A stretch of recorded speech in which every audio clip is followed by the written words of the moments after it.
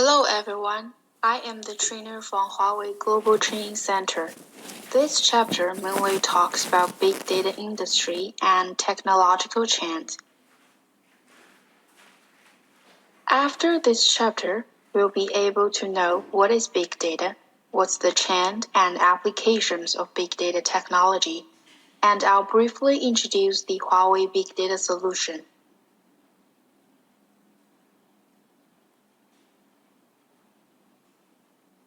Okay, so question 1. What is big data? Well, lately, big data is gaining popularity. A lot of countries take big data as a country strategy. For example, Group of 8 has released the G8 Open Data Charter and proposed to accelerate the implementation of data openness and usability. All major economies around the world have made data openness as a national strategy to promote future economic development. China also has begun to deploy the big data industry. At the second focusing study session of the Communist Party of China Central Committee Political Bureau on December 8, 2017, President Xi Jinping emphasized that we should target cutting-edge technology and mobilize prime resources to make breakthroughs in developing core big data technology, as well as accelerate the implementation of a national big data strategy and the construction of a digital China. So what exactly is big data and why it matters? Here is definition from Wikipedia. Big data is data sets that are so voluminous and complex that traditional data processing application software is inadequate to deal with them. Well, currently, big data does not have a common definition yet. Almost all definitions are given based on the features of big data. It has 4 V's: volume, variety, velocity, and value. The first 2, volume and variety, I believe is easy to understand. Why do we call it big data? Because the data volume is big, it's huge. Data comes from everywhere. For example, every second, 2.9 million emails are sent around the globe. Every day, 28,800 hours of videos are uploaded to YouTube. Every day, 15 million messages are posted on Twitter. We can see that the data volume is massive, and of this data, there are multiple types like structured data, semi-structured data, and unstructured data. The velocity means that in some scenarios like e-commerce or a social network, data needs to be analyzed fast and effectively. The value means that with more and more data, when we dig information from massive data, the value density of data is low. No matter what you are doing right now, actually you are doing data business. Data about your customers is as valuable as your customers. In the past data era, we use files, folders, and desktops. When entering into the Internet era, data is displayed on web pages and links. And today, we take data as a cloud, or a tag, or a stream. Now everything is in our data streams. However, what's important is not the data, not the big data, but how to analyze and find the values of data, and then to take measures to enhance the operational capacity in every industry. So what's the difference between traditional data and big data, or we can say small data and big data? Let's take a look. So first one is about data scale. Well, the scale of traditional data is usually MB or GB level, and big data usually refers to TB or PB level. And with the development, I believe in the future, PB level may be regarded as small data because small and big are relative. And for data type, small data form is single, mainly structured data. But for big data, it includes structured data, semi-structured data, and unstructured data, all of them. And for traditional data, first schema, then data. And for big data, first data, then schema. How to understand that? Let me take the example of LMS, which is Library Management System. Well, it's a resource planning system for a library. So when I'm trying to build an LMS, I need to design the system first, then I put data into it, such as information of people, books, and the borrowing relationship, and so on. This is what I mentioned about first schema, then data. But for big data, no matter what kind of data, I collect all of them. And then I start to think about what I want to do with them, what I want to get from all this data. So the thinking logic of these two are totally different. As for the processing tool, well, it's always the same in the past. Basically, we just use IOE, which is IBM, Oracle, and EMC. All the systems of the IT companies or carrier industry are built using IOE. With IBM Server, Oracle the database, and EMC data storage, we can build a system such as human resource system or office automation system. However, right now it's more about mix. For example, if your company wants to build a system for massive data storage, we can build a Hive cluster or HBase or HDFS, or let me give you another example. Like for transportation industry, we have real-time traffic data, so we need a system with stream data processing or real-time processing. We can use Storm or Spark.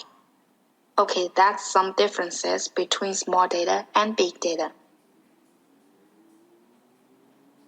Here are some examples showing the data volume generated each day by Chinese internet users is huge, like the Taobao website, Baidu company. And with the following event happened like decrease of hardware costs, acceleration of network bandwidth, emergence of cloud computing, popularization of intelligent terminals, e-commerce and social networks, comprehensive applications such as electronic maps and IoT, we are entering the era of big data. However, big data is not omnipotent. It cannot solve everything. No matter when, it's people who are speaking and thinking. Big data is just a new tool for helping people processing problems. So what cannot be done by big data? Okay, first, it cannot replace management decision. Who to decide? It's the leader of a group or a company. Data is just used for reference only. Second, it can't replace effective business model, or we can say business mode. Let me give you an example. In China, we have a lot of social softwares like WeChat, Weibo, QQ. They are similar to Facebook or Twitter. So actually, the competition of social softwares in China are intense. Those softwares I've mentioned, like WeChat, Weibo, is for individual users. And there is another social software called Xingge. It knows that it cannot compete with these softwares, so it changed its business mode. It's designed for enterprise users. It's only open to internal employees who can register by real name and mobile phone. So this story tells us that big data cannot decide the business mode. We do.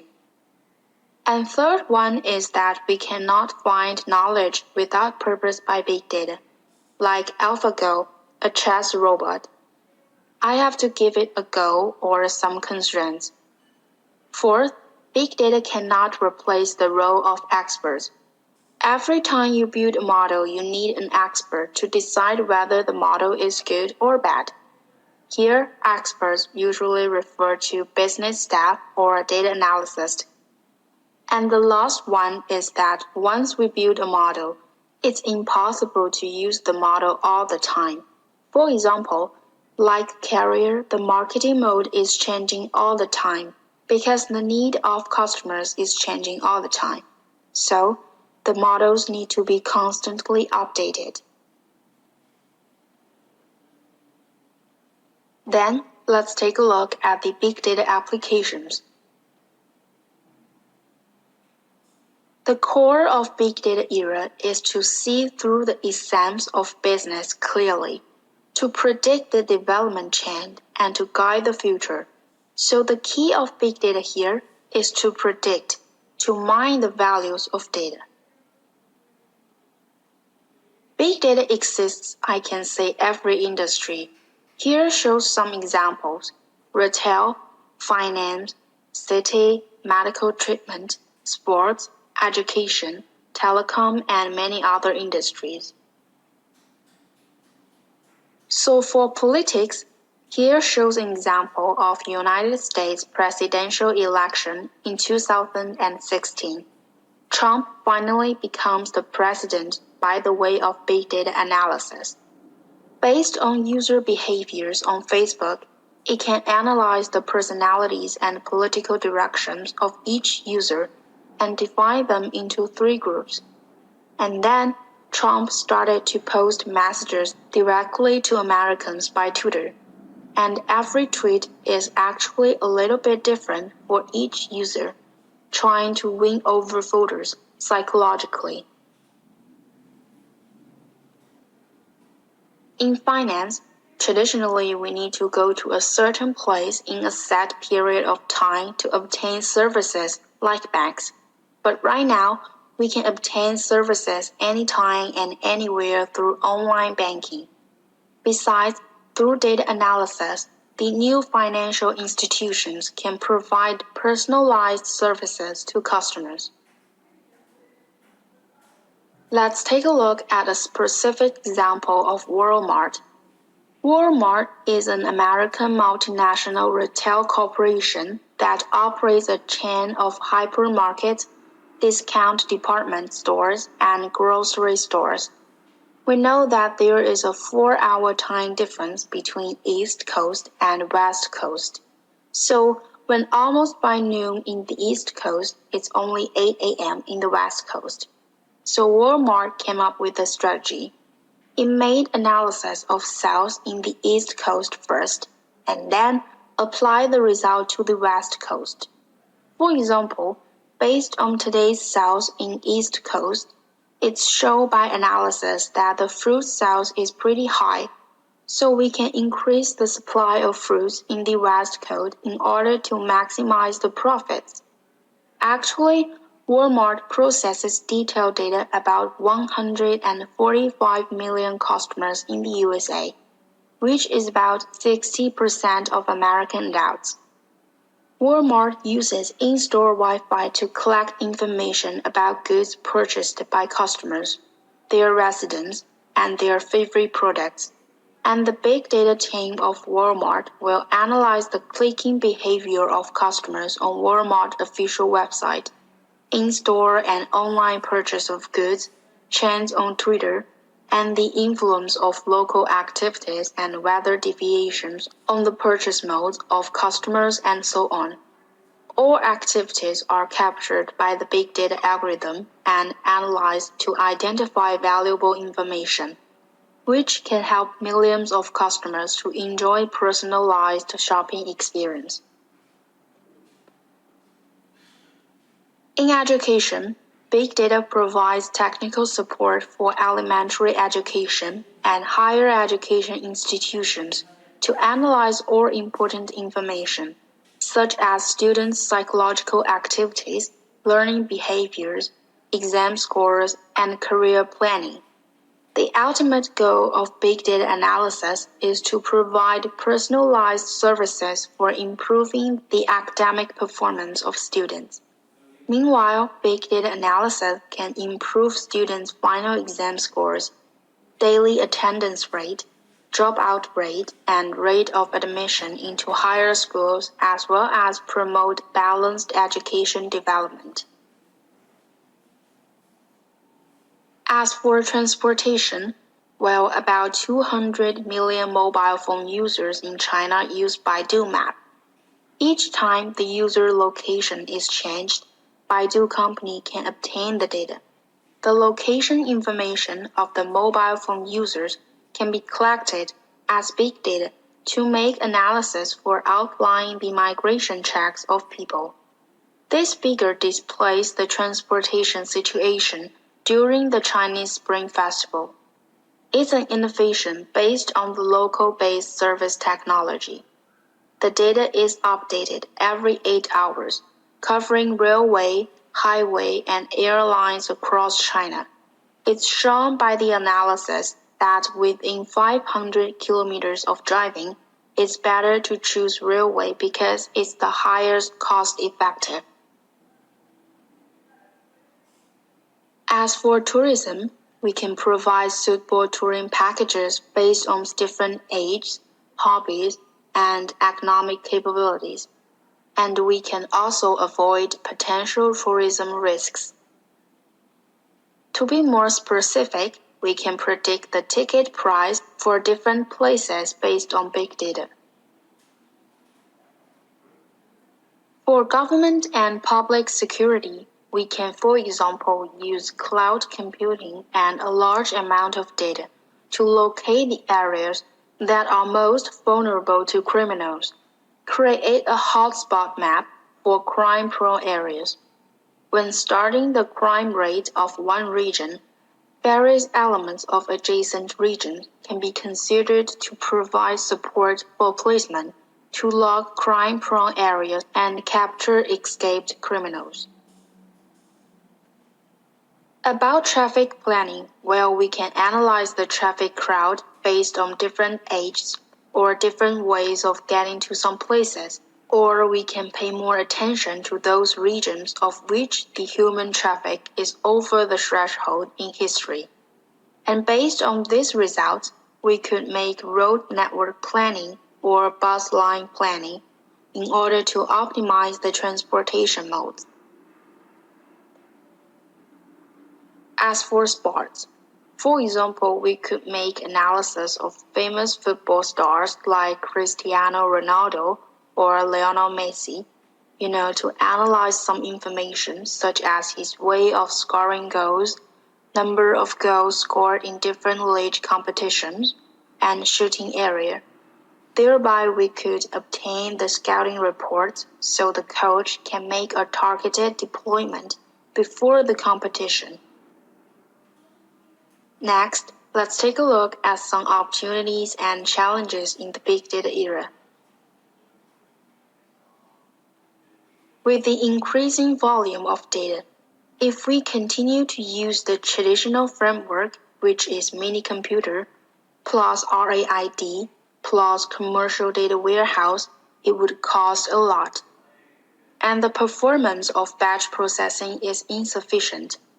And it also has some other weakness like single data source and so on. So the traditional data processing technology is not enough for us to process big data anymore.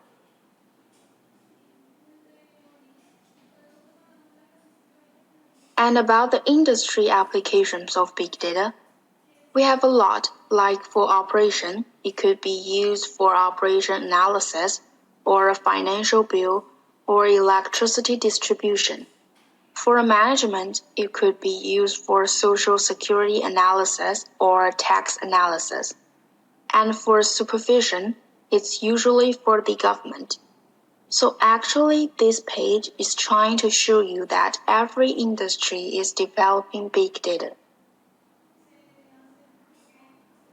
However, it's unavoidable to meet some challenges. Here mentions 7. Let's take a look. First one, departments do not have clear requirements on big data. It's true that most business departments do not know a lot about big data, so it's hard for them to come up with accurate demand. Second challenge, In most large enterprises, different departments cannot share data with each other, so the value of big data cannot be fully used. But the advantage of big data in understanding customers and services can be fully represented by correlating and integrating different data. Third, most enterprises pay no more attention to data processing, which results in low data availability and poor quality. Actually, data processing is a very important step, which may affect the following data analysis phase. Fourth, traditional database is not enough for processing big data, so we need new data management technology and architecture that can handle TB-level data or above, can process multiple types of data, can process data in real time, and so on. Fifth, it has a great concern about individual privacy problems. At the times of informationalization and transparentness, some shopping apps can get your shopping habits. All kinds of website registration can get your personal information. Your habit, your information are totally transparent to these service providers. What if information leakage happens? It may result in identity theft. An organization or an institution or a company will inevitably suffer great or small loss. Besides, there is a lack of big data talents. Each step of big data construction must be completed by professionals, so we need talent who knows about big data and has big data application experience to construct big data platform. And the last one is about balance between data openness and privacy. We need to ensure data openness and sharing. But in the meantime, we need to protect the privacy of citizens and enterprises. How to do that is a big problem for us. Big data is developing from batch processing to real-time processing. Hadoop provides the foundation for big data batch processing, but it cannot provide real-time analysis. Here is an example of Hadoop practice in the industry.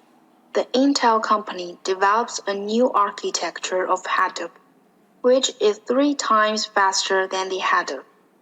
And the MapReduce is featured with the snapshot function and compatible APIs and has no single point of failures. Besides, this architecture uses SSD and CPU instruction optimization technology, so the query speed is 10 times faster than that of open-source HBase.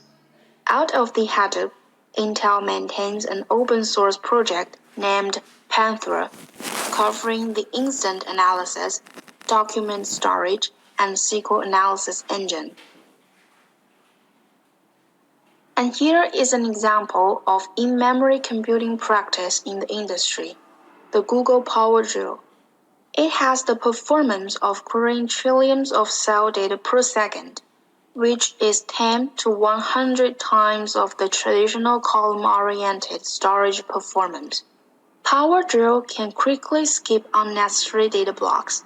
Compared with the full scanning performance, the Power Drill performance is improved by 100 times, and it uses the compression and encoding technologies to optimize the memory usage space. As for stream computing, the IBM's InfoSphere Streams is a very good example.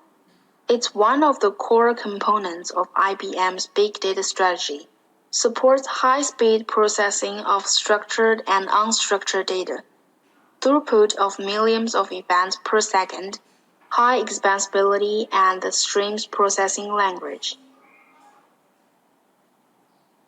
In today's big data era, the commercial ecosystem has undergone tremendous changes unconsciously.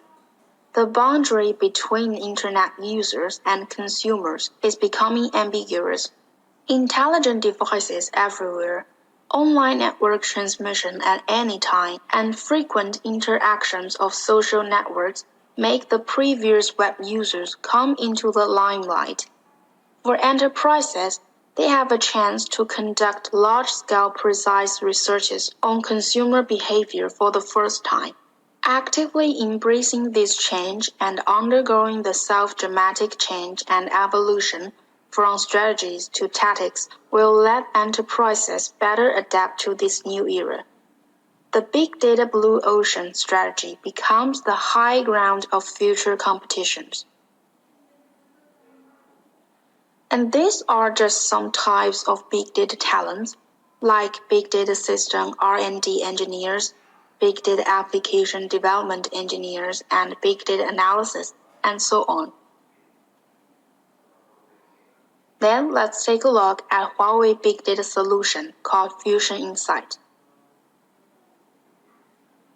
This is the architecture of Huawei Fusion Insight, which are the following four parts: Hadoop, Data Farm, Manager, and Libra. The Hadoop layer is developed based on the open source version, and it provides data processing environment. The data farm layer is used for data insight, which includes Porter for data integration services, Miner for data mining services, and Farmer for data service frameworks. And a manager is a distributed management framework that includes system management, data security management, and data governance. And Libra is an enterprise-level relational database with large-scale parallel processing capability. It supports both row storage and column storage. Here shows the core capabilities of Huawei Big Data Team. Huawei Big Data Team is not only capable of using Hadoop, but also able to lead the communities to develop future-oriented kernel features and establish top-level projects that are adaptable to the ecosystem in the communities. In China, there are a lot of enterprises that are cooperating with Huawei, such as Industrial and Commercial Bank of China, China Merchants Bank, or China Mobile, China Unicom. So this chapter just simply introduces background of big data, some applications, opportunities, and challenges brought by big data, as well as Huawei Big Data Solution. Okay, that's all for big data industry and technological trends. Thank you.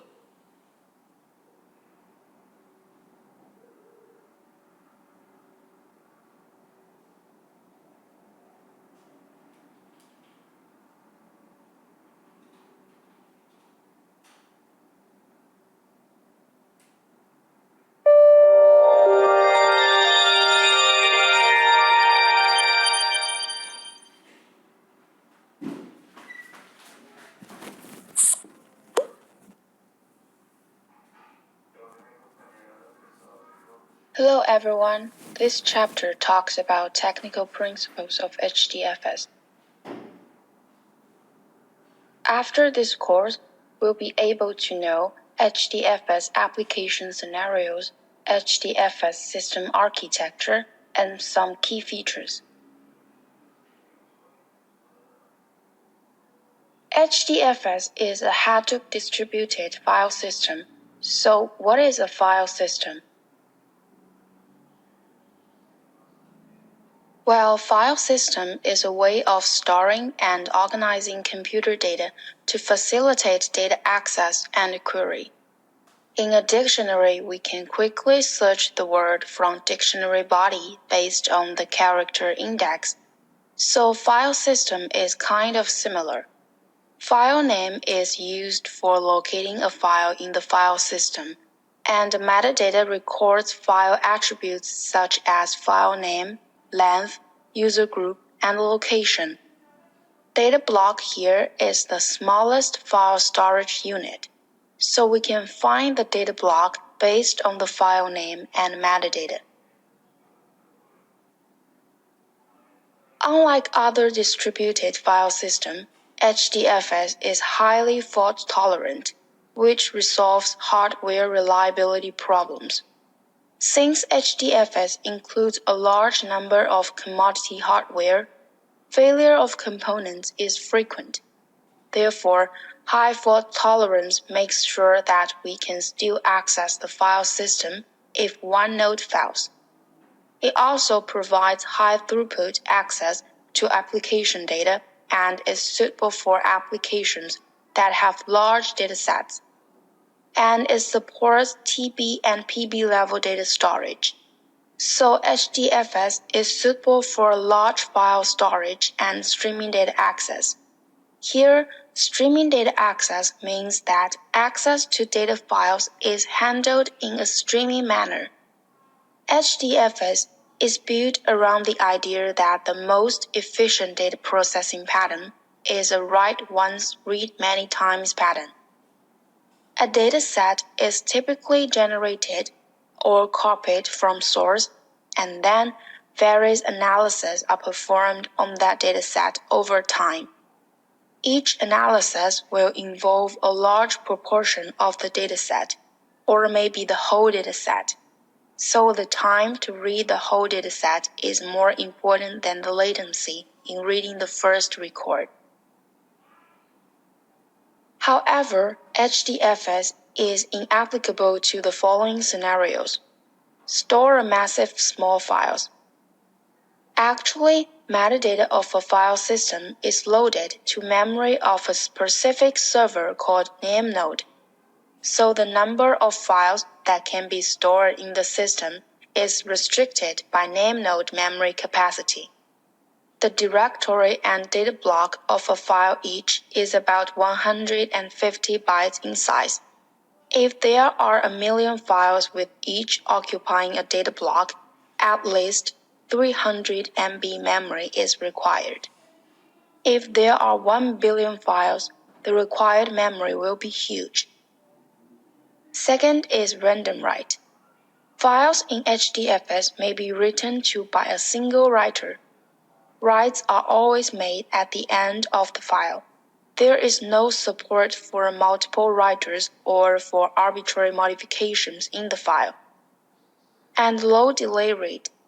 Applications that require low latency access to data in tens of milliseconds range do not work well with HDFS.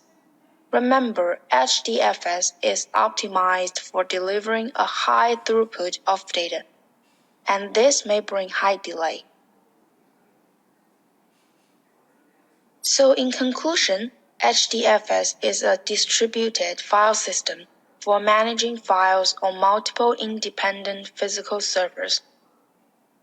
In reality, for example, HDFS can be used for storing website user behavior data, or ecosystem data, or meteorological data.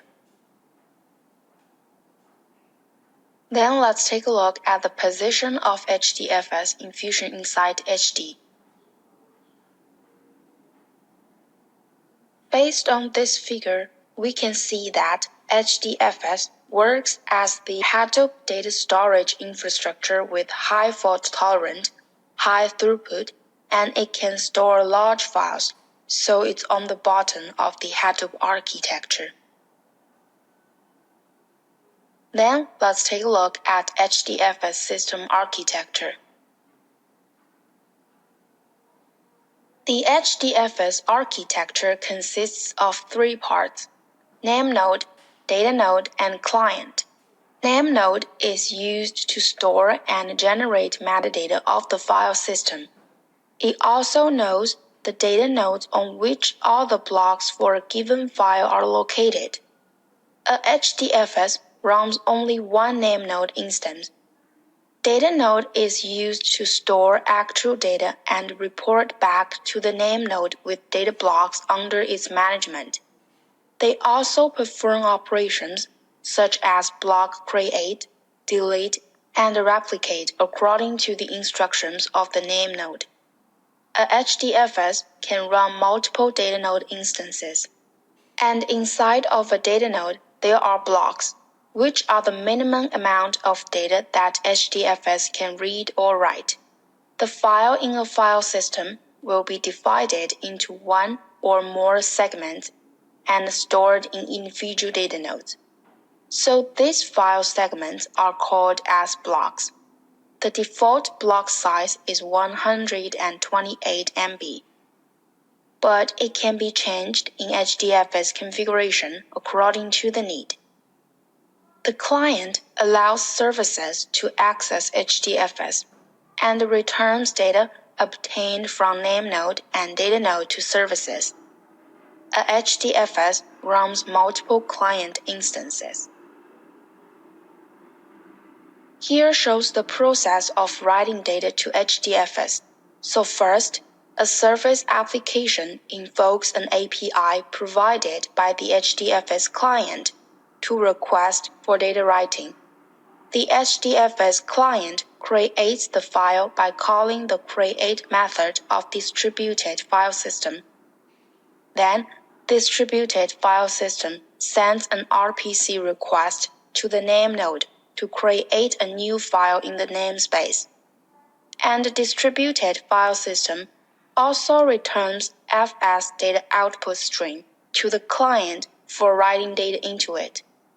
After receiving the service data, the HDFS client obtains the data block number and the location from name node, connects to data nodes, and establishes a pipeline of data nodes where data needs to be written to.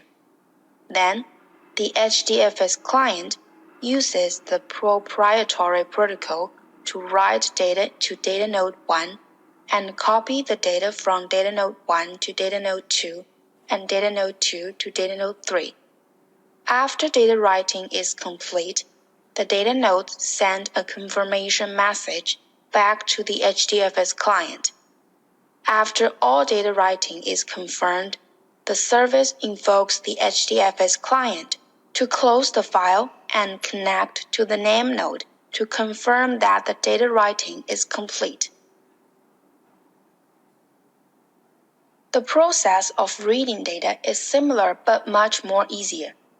A service application invokes an API provided by the HDFS client to open a file. The HDFS client opens a file by calling the open method of distributed file system object.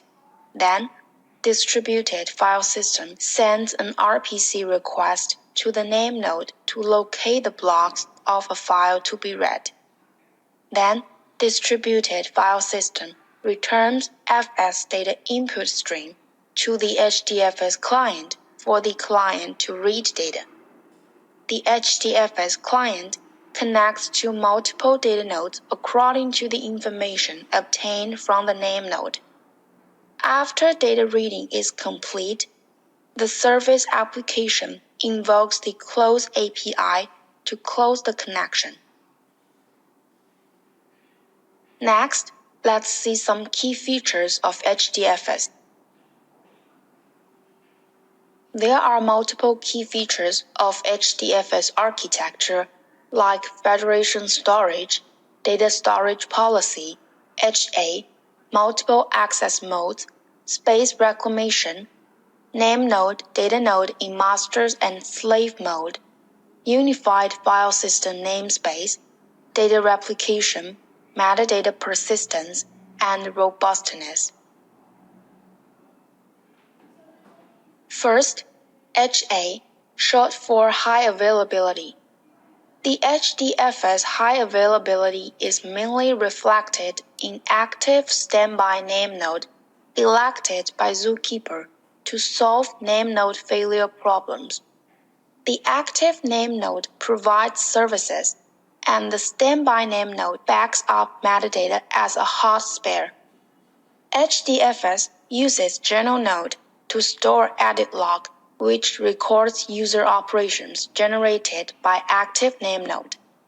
Standby name node loads edit log on journal node to synchronize metadata so that the standby name node can take over the job very quickly if the active name node fails. In this case, the whole file system will not be affected. Zookeeper is mainly used to store status files and active or standby status information.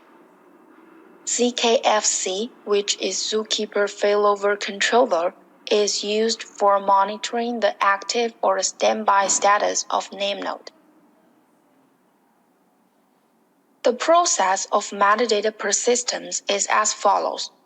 First, the standby NameNode informs the active NameNode of generating a new log file called editlog.new, so that the active NameNode can continue recording logs to the editlog.new file, and the standby NameNode can obtain the old editlog from general node and download the FS image, which stores the file mirroring periodically from the active NameNode. The standby NameNode merges these two and generates a new metadata file called fsimage.ckpt. Then, the standby NameNode uploads the new metadata file to the active NameNode.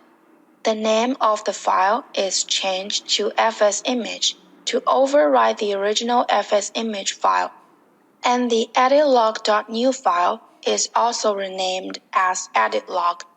NameNode triggers the metadata persistence operation every hour or when the capacity of editlog is 64 MB.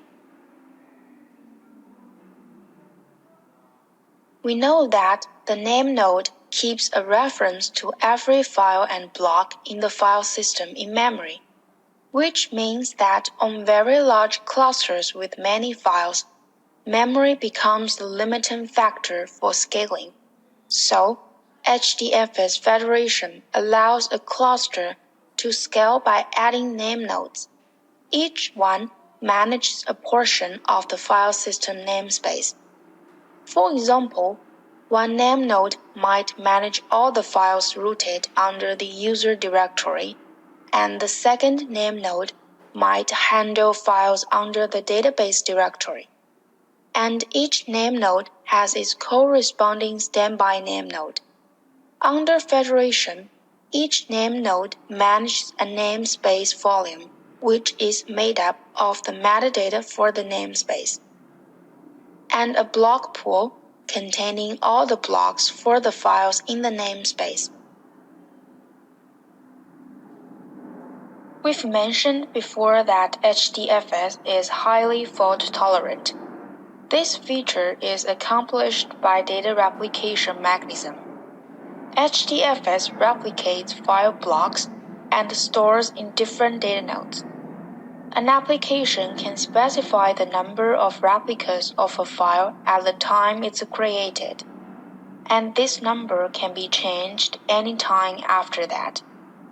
Optimizing replica placement makes HDFS unique from most other distributed file systems, and it's facilitated by an intelligent replica placement policy, which is to place the first replica on the same node as the client. The second replica is placed on a remote rack. The third replica is placed on another rack if the first two replicas are placed on the same rack.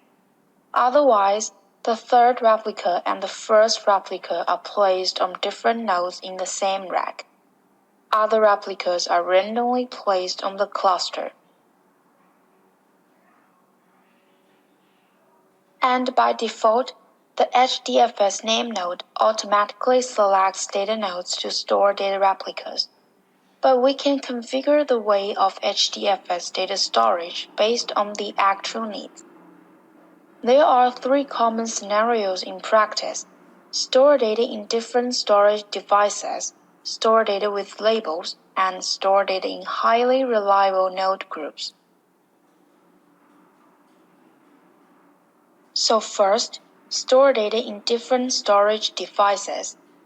The HDFS layered storage architecture provides four types of storage devices: RAM disk, archive, and SSD. We can make storage policies for different scenarios by combining these 4 types of storage devices. Take the 15 lazy persist policy as an example. Assumed that the configured number of block replicas is 3.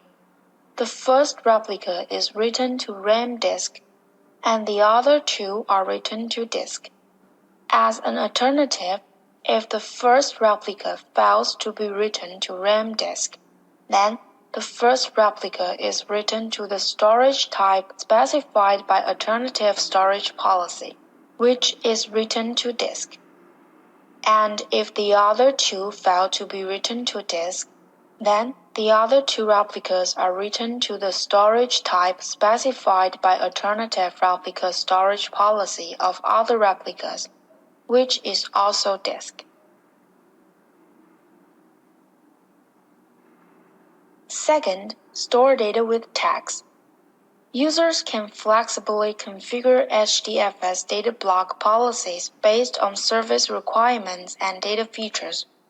Set one tag for each HDFS directory and one or more tags for each data node. In this case, we can specify the data nodes for file data storage. For example, data in the HBase directory is stored in data node A, B, and D. Third, force to store key data in highly reliable nodes. In practice, key data needs to be stored in highly reliable nodes based on service requirements. The system can force to save data to specified node groups by modifying data node storage policies. In this policy, the first replica is written to a mandatory rack group, group 2 for example. If there are no available nodes in this mandatory rack group, data write fails. The second replica is written to a random node from a non-mandatory rack group, where a local client is located. If the local client is located in the mandatory rack group, then the second replica is written to a node from other rack groups, and the third replica is written to a node of other rack groups. These replicas need to be stored in different rack groups. If the number of replicas is greater than that of available rack groups, extra replicas are stored in random rack groups. For example, for file 1, the number of replica is 1, so it's written to node 3 of mandatory rack group. And for file 2, the number of replicas is 3, so the first replica is written to node 3 in the mandatory rack group, and the other 2 are written to node 2 and node 8 respectively in rack group 1 and rack group 4.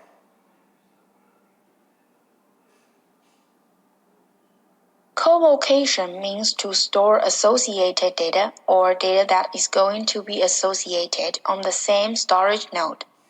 For example, assume that file A and file D are going to be associated with each other, which involves massive network switch, costing a lot of internet and I/O resources. So in this case, HDFS implements file-level co-location. That is, the blocks of multiple associated files are distributed on the same storage node. In this way, which facilitates quick file access and avoids high costs of data migration, greatly reduce the resource consumption. In order to assure data integrity, HDFS has the following methods in case of failure of each component. First, data node sends heartbeat messages to the name node periodically to report the data status, and the name node checks whether the data blocks are completely reported. If the data blocks are not reported because the disk of the data node is damaged, the name node initiates the replica reconstruction to recover the lost replica. HDFS also has a data balance mechanism which ensures the even distribution of data among all data nodes. Besides, metadata in HDFS is stored on both active and standby name nodes, and data can be recovered in time with the snapshot mechanism if a misoperation occurs. HDFS also can prevent fault spreading with security mode. Data in HDFS becomes read-only, and operations such as create or delete a file will fail. HDFS cluster exits the security mode after the fault is resolved and data recovered. HDFS also has some other features, like it presents itself as a unified file system.